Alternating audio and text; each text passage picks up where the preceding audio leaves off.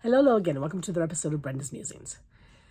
So tonight I want to ask you, what sort of a person are you when it comes to being sick? Are you kind of a clingy, needy person? Are you the type of person who can just go to bed and you get up when you're better? Are you the type of person who, just deals with it? Yeah, you're sick, but you just keep pushing through your day anyway. What kind of person are you? I was thinking about my husband and myself. My husband, God bless him, he's not the stereotypical needy male.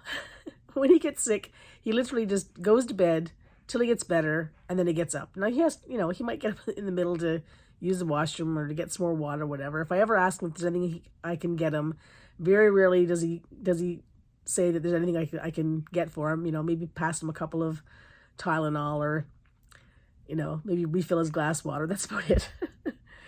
And, I'm so appreciative of that, in the sense that, not that I mind getting him anything, but in the fact that, he knows that he just has to lie there until he's better. And so he's a good patient. I, on the other hand, am not that great of a patient. I fight being sick. I don't get sick that often, although this is my second cold that I've had this year, which is not common for me. But, I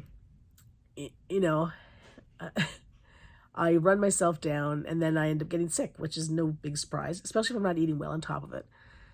So there you have it. And I try to push through, right? I load myself up on Advil, cold and sinus, and I just push through. Take them however long I can take them, every 6 to 8 hours, whatever it is. Never more than 6 in a day. And normally I take like 2 in the morning and 2 at night. But I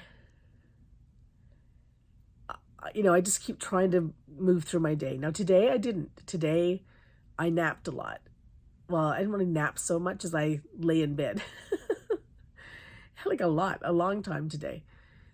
And then when I got up, it was like I was raring to go. So, but, I did a few things around the house. I went out for a little bit. I'm home, and I'm going to crash soon. Because hopefully I'll feel that much better again today than I did. Like when I woke up this morning, I felt a lot better than I did yesterday. And hopefully tomorrow I'll feel a lot better than I did this morning. And then I can sort of pick up my routine, because I'm behind in things now. So it's like, okay. Excuse me. But I recognize that, you've got to give yourself space and grace. When something happens and it takes you out for a little bit, you've got to just learn to be okay with it. And, maybe do the things that you feel you have to do if you're able. And if you aren't, then just get to it when you can, right?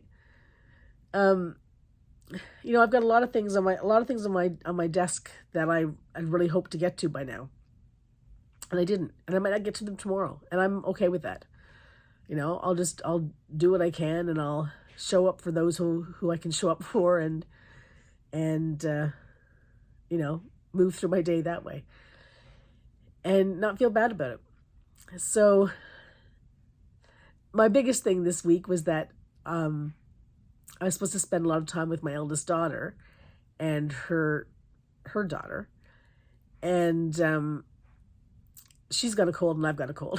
And we'd want to pass it on to the baby. So I stayed away. Hopefully the baby won't catch her cold. She hasn't so far, touch wood. And yeah, so that was a bummer. I've got to admit, because I was really looking forward to that time. And my other 2 daughters have been amazing, because they've picked up the slack. And I'm very thankful to them for that. And I'm sure Samantha is as well. And, it warms my heart, because that's what family does for each other, right? And whether your family is your physical blood family or the people that you call family, that you feel are family, when people go out of their way for you like that, especially when they know you're in sort of a tough situation, there's nothing better than that. That's just love. And I love that. And that's my musing for the day. Have a great one, everyone.